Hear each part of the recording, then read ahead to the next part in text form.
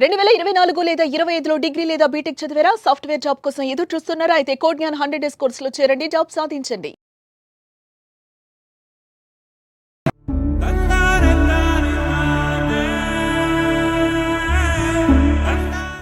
అసలు నేను ఇక్కడికి వస్తాను కూడా అనుకోలే. నేను మీ సుమన్ టీవీ హెల్ప్ వల్లే నేను వచ్చాను madam. Thank you Suman TV. Video చేశాను కదా, అప్పుడు బాత్రూమ్ నుంచి వచ్చిన తర్వాత ఫోన్ అంతా లాగేసుకున్నారు వాళ్ళు. కొట్టారమ్మా ఆ రోజు, మీరు భయపడ్డారు కొడతారు అవును మేడం, ఒకేటి కొట్టాడు ఆయన. ఇంటికి పంపించమంటే పంపించలేదు, కొడతా అంటారు. ఏం చేసేది? బుద్ధి లేక వచ్చిన నేను ఈసారి తీసినాడు చచ్చిపోమంటున్నాడు. ఏం చేసేది? నా టైం బాగాలేదేమో అనిపించింది మేడం. నేను పుట్టడమే మంచి లగ్నంలో పుట్టలేదేమో అనిపించింది.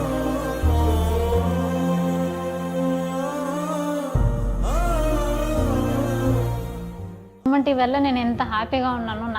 నేను అసలు నా లైఫ్ మొత్తం రుణపడి ఉంటుంది Suman TV. Thank you Suman TV. Thank you madam.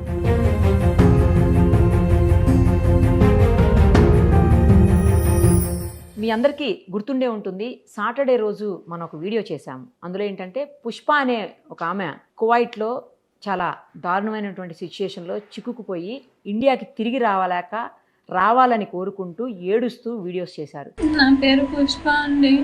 ఏదో బతుకుదెరు కోసం నేను కువైట్కి వచ్చినాను. పిల్లలు చదువుల కోసం, ఇద్దరు పిల్లలు నాకు. ఇక్కడ వీళ్ళు టార్చర్ చేపిస్తున్నారు, ఫుడ్ కూడా పెట్టట్లేదు. నన్ను ఇండియాకి తీసుకొని నేను ఏడ ఉండలేను. దయచేసి సుమన్ టీవీ ప్లీజ్, ఎంతో మందికి హెల్ప్ చేశారు కదా, నారా లోకేష్ గారు ప్లీజ్ అండి నన్ను తీసుకోండి. మనం కూడా ఆమెతోటి లైవ్ కాల్లో మాట్లాడాము. ఆ రోజు ఆమె బాత్రూంలో నుండి ఒక చాలా తక్కువ టైమే మాట్లాడారు కానీ బట్ అప్పటికే భయపడుతూ మాట్లాడారు. బయట నుంచి వాళ్ళు అప్పటికే డోర్ నాక్ చేస్తున్నారు. బయటికి వెళ్ళిన తర్వాత ఏం జరుగుతుందని ఆమె ఆ రోజు చాలా అసలు ఏడ్చినంత పని చేశారు. నన్ను ఎలా అయినా తిరిగి ఇండియాకి తీసుకురండి అని చెప్పేసి, అది సుమన్ టీవీ తోటే సాధ్యమవుతుంది, లోకేష్ గారు ప్లీజ్ అని చెప్పి గవర్నమెంట్ని, అటు చంద్రబాబు గారిని అందరినీ రిక్వెస్ట్ చేశారు. ఏమైందంటే మనం వీడియో చేసిన తర్వాత లక్కీలీ ఆ వీడియోని ఆమె ఎవరి దగ్గర అయితే వర్క్ చేస్తుందో ఆ ఓనర్సే చూశారంట. వీడియోని చూసి వెంటనే స్పందించారు. విత్ ఇన్ 2 అవర్స్లోనే ఆమెకి భయపడిపోయినట్టున్నారు వాళ్ళు. ఎందుకంటే మీడియా దగ్గరికి వెళ్ళింది, ఇది ఎంబసీ వరకు వెళ్తే ఇబ్బంది అవుతుందని చెప్పేసి కొన్ని రూల్స్ రెగ్యులేషన్స్ ప్రకారం ఏ కంట్రీకి ఆ కంట్రీకి ఉంటాయి. వాటి ప్రకారం ఏంటంటే ఇలాంటివి ఏమైనా జరిగినప్పుడు ఎంబసీ వాళ్ళే డైరెక్ట్గా చర్యలు తీసుకుంటారు ఆ వ్యక్తుల మీద. అది ఇబ్బంది అవుతుందని చెప్పి భయపడ్డారో, లేకపోతే వైరల్ అయిపోయి పోలీసులే వస్తారు ఇంకా కేసులు బుక్ అవుతాయి అని భయపడ్డారో తెలియదు కానీ మొత్తానికైతే ఆ అమ్మాయిని ఒక 2 అవర్స్లోనే వాళ్ళు టికెట్ వాళ్ళే స్వయంగా బుక్ చేసి రిటర్న్ ఇండియాకి పంపించేశారు. తను నిన్ననే హైదరాబాద్కి రీచ్ అయ్యింది. ఈరోజు ఫస్ట్ కలిసి మిమ్మల్ని, తర్వాత నేను మా ఊరు వెళ్తాను మేడం అని చెప్పి ఆమె కాల్ చేసి ఇప్పుడు ఆఫీస్కి వచ్చున్నారు. సో మనతో పాటు కూర్చొని ఉన్నారు ఇప్పుడు స్టూడియోలో. ఒకసారి తనతో మాట్లాడదాము. నాకు కూడా చాలా హ్యాపీగా అనిపిస్తుంది. సుమన్ టీవీ ఎఫెక్ట్ తోటి, సుమన్ టీవీలో వచ్చినటువంటి కథనం చూసి, ఈ వీడియో ఇంటర్వ్యూ చూసిన తర్వాత వాళ్ళు భయపడిపోయి ఎప్పటి నుంచో దాదాపు నెల 10 రోజుల నుంచి ఆమె అక్కడ ఇబ్బందుల్లో నానా నరకం చూస్తూ ఉంది. అలాంటి మనిషిని ఆమె తిరిగి వాళ్ళందరూ పంపించేశారు. ఆమె ఇప్పుడు హ్యాపీగా ఉందంటే దానికి కారణం సుమన్ టీవీ. సుమన్ టీవీని ఆదరిస్తున్న మీరందరూ కూడాను. లేకపోతే ఇంతగా వైరల్ అవ్వదు వీడియో వైరల్ అవ్వటం వల్లనే ఆమె ఈరోజు మన కళ్ళ ముందు సజీవంగా సంతోషంగా ఉంది. ఒకసారి తనతో మాట్లాడదాం. అమ్మ నమస్తే అమ్మా. నమస్కారం మేడం. ఫస్ట్ తిరిగి వచ్చినందుకు చాలా సంతోషంగా ఉంది నాకు కూడాను. మీకేమనిపిస్తుందమ్మా? మేడం చాలా హ్యాపీగా ఉంది మేడం. మీ వల్లే నేను అసలు మీకు ఆ వీడియో చూసిన తర్వాత వాళ్ళు నాకు ఇమీడియట్లీ రెస్పాండ్ అయ్యి వాళ్ళే మా ఓనర్సే చూశారు మేడం. ఎట్లా చూశారు అసలు ఆ వీడియో? వాళ్ళు చూసిన తర్వాత వాళ్ళు మా మేడం వాళ్ళు సిస్టర్స్ వాళ్ళు 6-7 మంది ఉన్నారు. వాళ్ళకు చూపించి వాళ్ళు తెలుగు వాళ్ళు ఏమన్నా ఉన్నారేమో మేడం. వాళ్ళు ఎలా తెలుసుకున్నారో నాకు తెలియదు. ఓకే. రెస్పాన్స్ అయ్యి ఇమీడియట్లీ నన్ను తీసుకొని, అంటే వాళ్ళకి మన లాంగ్వేజ్ రాదు కదా, దాన్ని ఎట్లా అర్థం చేసుకున్నారు? అంటే తెలుగు వాళ్ళు ఉన్నారు మేడం. అక్కడ ఒక అక్క ఉంది. ఓకే. వాళ్ళ ఇంట్లో ఒక అక్క ఉంది, ఇక్కడ చెప్పింది నాకు ఒకరోజు, మాట్లాడిచ్చింది కూడా. తెలుగు వస్తుంది అయితే కొంతమంది వస్తుంది మేడం. లేకపోతే ఇక్కడ నుంచి పని వాళ్ళు ఎవరైనా ఉండొచ్చు, లేకపోతే ఎవరైనా మాట్లాడి ఉండొచ్చు మేడం. ఇమీడియట్లీ నన్ను టికెట్ వాళ్ళే తీసి పంపించారు. తర్వాత నేను వీడియో చేశాను కదా, అప్పుడు బాత్రూమ్ నుంచి వచ్చిన తర్వాత ఫోన్ అంతా లాగేసుకున్నారు వాళ్ళు. కొట్టారమ్మా ఆ రోజు, మీరు భయపడ్డారు కొడతారు? అవును మేడం, ఒకేటి కొట్టాడు ఆయన. నేను మళ్ళీ ఏడ్చుకుంటా ఉండిపోయినాను సైలెంట్ గా. అసలు అప్పటికే 2 days అయింది నేను తిని కూడా. నాకు మాటలు కూడా రావట్లా, భయం అసలు. నేను పంపిననేసారు మేడం. నేను అడుక్కున్న వాళ్ళని 2 lakhs 3 lakhs వరకు నేను అరేంజ్ చేస్తాను, నన్ను పంపించేయండి, నేను ఉండలేను, నేను చేయలేను అనేసి రిక్వెస్ట్ చేస్తే వాళ్ళు ఒప్పుకోవట్లేదు. లేదు నువ్వు 2000 దినార్లు కడితేనే నేను పంపిస్తాను, లేకపోతే లేదు అనేసి అన్నారు. అప్పుడు నేను ఏజెంట్ నన్ను పోయి తీసుకొచ్చారు కదా, ఆయన కాల్ చేస్తే అరిచినాడు. నేను తీర్చే వరకు నా బాధ్యత, ఏమన్నా చేసుకొని ఫోన్ లిఫ్ట్ చేయడు. అప్పుడు నా బాధ ఎవరికి చెప్పుకోవాలి? నేను చాలా భయం వేసింది. అసలు నేను ఇక్కడికి వస్తాను కూడా అనుకోలే. నేను మీ సుమన్ టీవీ హెల్ప్ వల్లే నేను వచ్చాను madam. Thank you Suman TV. Thanks అమ్మా. మీకు కూడా మాకు అలాంటి మంచి మంచి వ్యూవర్స్ ఉన్నారమ్మా. వీడియో వైరల్ అవటం వల్లే అక్కడ దాకా వెళ్ళింది. మేము కూడా ఎక్స్పెక్ట్ చేయలేదు ఇంత తొందరగా తీసుకురాగలుగుతామని. ఇంకా గవర్నమెంట్తో మాట్లాడి, అఫీషియల్స్తో మాట్లాడి, ఎంబసీ వాళ్ళతో మాట్లాడి ఆ ప్రయత్నాలు మొదలెట్టాం మేము ఆల్రెడీ. కానీ ఇంత లోపలే మాకు కాల్ వచ్చింది, మీరు బయలుదేరుతున్నారు అని చెప్పేసి. చాలా హ్యాపీగా అనిపించింది అసలు. కానీ సేఫ్గా వచ్చారు. ఎందుకు మీరు అసలు అంత దూరం వెళ్ళారు? ఏంటి ప్రాబ్లము? ఎందుకు అక్కడ దాకా వెళ్ళాల్సిన పరిస్థితులు వచ్చాయి మీకు? అంటే పిల్లలు చదువుల కోసం అనేసి మా అమ్మ నాన్న వాళ్ళ ఇంట్లో ఉంటున్నాను మేడం. నేను డైవర్స్ తీసుకున్నాను. ఎందుకు డైవర్స్ తీసుకున్నారమ్మా? మీకు అభ్యంతరం లేకపోతే చెప్పండి. తాగేసి వచ్చి కొట్టడము. నాకు 10th లోనే మ్యారేజ్ అయింది.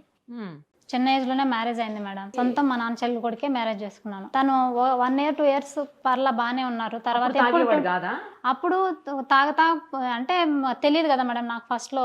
అట్లా నేను అడ్జస్ట్ అవుతా తాగుతా ఉన్నా కూడా గమ్మున ఉండిపోయినాను మేడం. తాగంగా కొడుతూ టార్చర్ చేసేది అట్లా చేస్తాడు. ఎన్నోసార్లు 4-5 సార్లు మా అమ్మ వాళ్ళ ఇంటికి వచ్చి నచ్చ చెప్పిన తర్వాత మళ్ళీ పంపించినారు. ఒకటి యాగల్లా భవిష్యనము అదే అని చెప్పేస్తే నేను మళ్ళీ పోయి మామూలుగా కాపురం చేసుకుంటూ ఉన్నాను.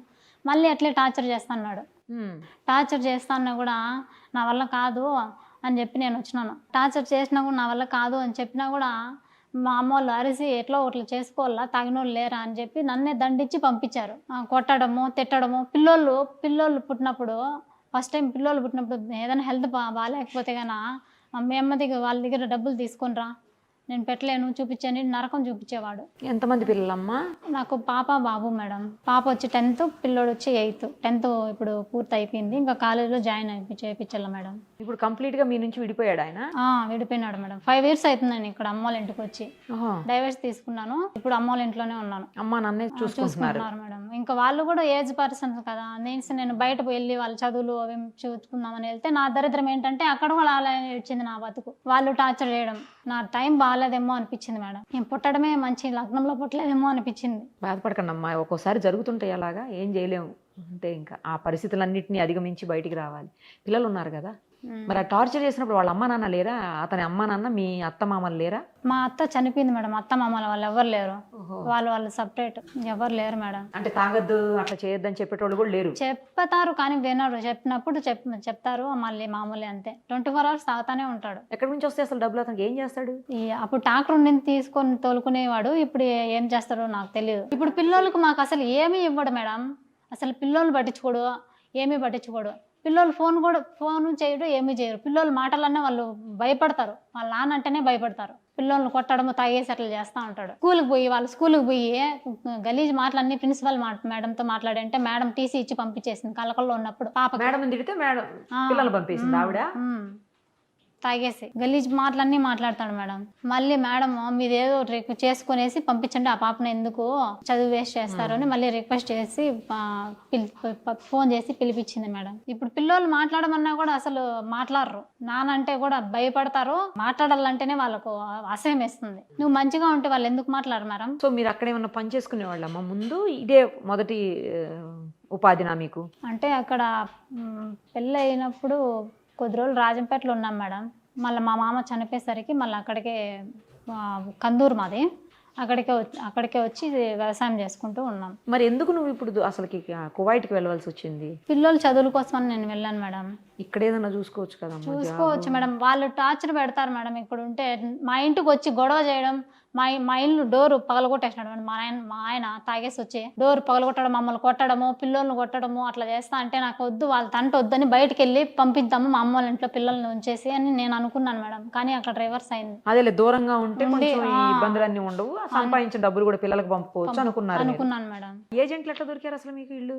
అంటే ముందు ఒక 6 నెలలప్పుడు ఒక అన్న ఇట్లా చెప్తూ ఉండాడు, మంచి ఇల్లు బాగా చూసుకుంటారు అనేసి చెప్పినారు మేడం. సర్లే మాట్లాడండి నాన్న, నేను అన్నతో మాట్లాడాను. మాట్లాడినాడు. మళ్ళీ వాళ్ళే ఏజెంట్ అంతా మాట్లాడినాడు మేడం. మా అన్నయ్య వాళ్ళే మాట్లాడుకున్నారు. నాకు తెలియదు మేడం, మా అన్నయ్య మాట్లాడుకున్నాడు. అన్నయ్య పంపించినారు కూడా. ఎంత ఇచ్చాం వాళ్ళకి? నాకు ఒక 60,000 ఖర్చు అయింది మేడం. ఏజెంట్ కి ఎన్ని రోజుల్లో వీసాలు అవన్నీ అరేంజ్ చేసి తీసుకుపోయారు నిన్ను? 2 months పట్టింది మేడం. మరి మీ అమ్మ నాన్న వద్దని చెప్పలేదా? వాళ్ళు చెప్పారు మేడం, నేనే వినలేదు. మీరు చూసుకుంటారా అనేసి నేనే వాళ్ళని తిట్టాను. మా సిస్టర్ అయితే వద్దు వద్దు అని అడుక్కునింది. వాళ్ళకి అసలు చెప్పలేదు నేను. మీరు చూసుకుంటారా, మిమ్మల్ని నేను చూసుకోవాలా, మీకు ఎందుకు డబ్బులు పంపిస్తాను కదా నేను అని చెప్పి నేను వాళ్ళతో గొడవపడి మరీ వెళ్ళాను మేడం. అసలు ఎవ్వరికీ తెలియదు నేను వెళ్ళడం. నేను అక్కడికి వెళ్ళిన తర్వాత 15 రోజుల తర్వాత మళ్ళీ తెలిసింది అందరికీ కూడా. మరి ఎక్కడికి వెళ్ళావు అనుకున్నారా 15 రోజులు? మళ్ళీ అడిగారు, అడిగి ఇంట్లో తెలుసుకుంటే ఇట్లా కోయట్లో ఉంది అంటే అని చెప్పినారు. మా ఇంట్లో వాళ్ళే అందరికీ చెప్పినారు కోయట్లో. మీ అమ్మ నాన్నకు తెలుసు కదా ముందే, పిల్లలకి అమ్మ నాన్న వరకు తెలుసు. కానీ ఇలా దుబాయ్కి లేకపోతే కువైట్లకి ఇట్లా సౌదీ అరేబియా రకరకాల కంట్రీస్కి వెళ్ళి ఇబ్బందులు పడుతున్నారు, చాలా ప్రాబ్లమ్స్ అవుతున్నాయి, వినలేదా ఎప్పుడు? వినలేదా అంటే నేను అడిగాను వాళ్ళని, ఇట్లా చూసి ఇట్లా చేస్తారంటే అందరూ ఎందుకుంటారు అట్లా అనేసి వాళ్ళు చెప్పారు. అప్పుడు అందరూ ఉండరు కదా, మంచోళ్ళు కూడా ఉంటారులే, చాలా మంచోళ్ళు చెప్పారు మేడం అక్కడ. ఇప్పుడు నేను వర్క్ చేశాను కదా, ఆ ఇంట్లో వాళ్ళు కూడా మంచోళ్ళు అని చెప్పి చెప్పారు నాకు. కానీ వెళ్ళిన తర్వాత తెలిసింది. అవును మేడం. ఇంకా ఉన్నారా పని వాళ్ళు? నువ్వు ఒక్కదాని వినమ్మా? నేను ఒక్కదాన్నే మేడం. వీళ్ళ ఇంట్లో నువ్వు ఒక్కదాన్ని?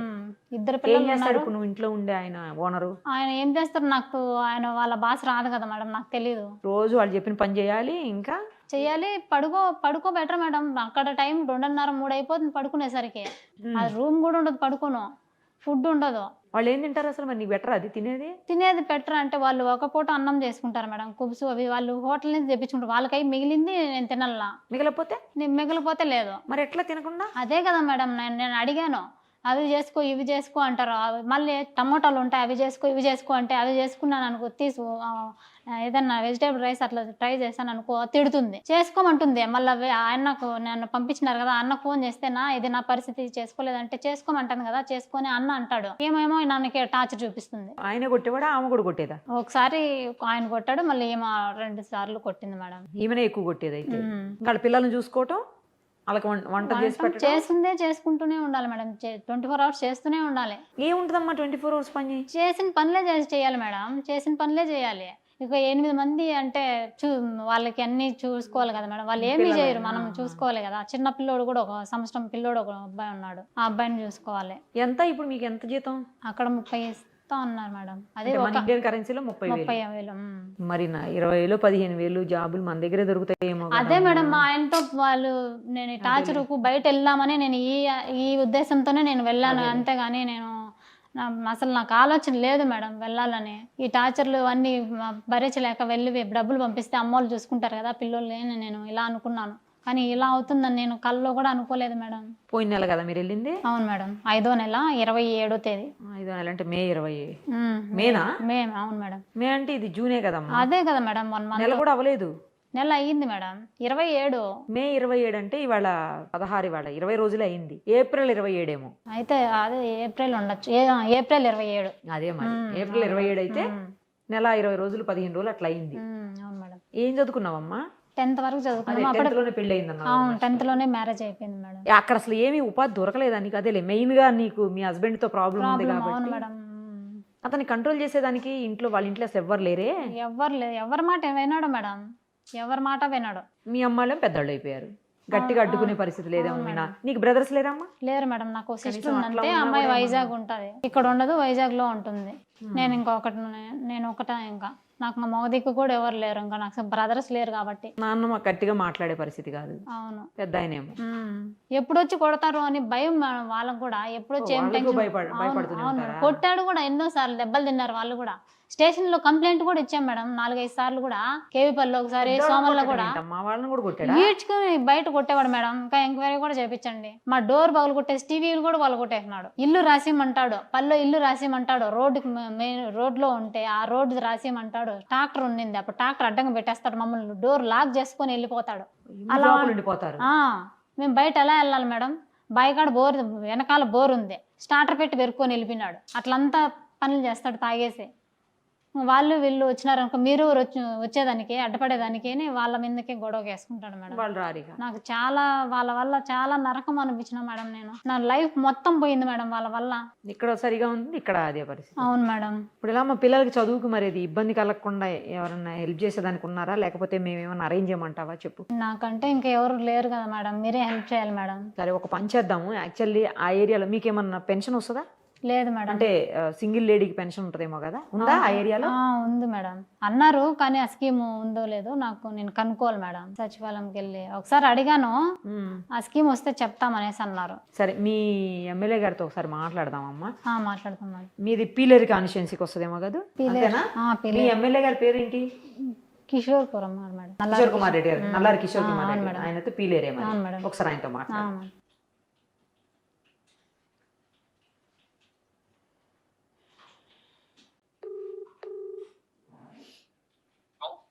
సార్ నమస్తే అండి. చెప్పమ్మా.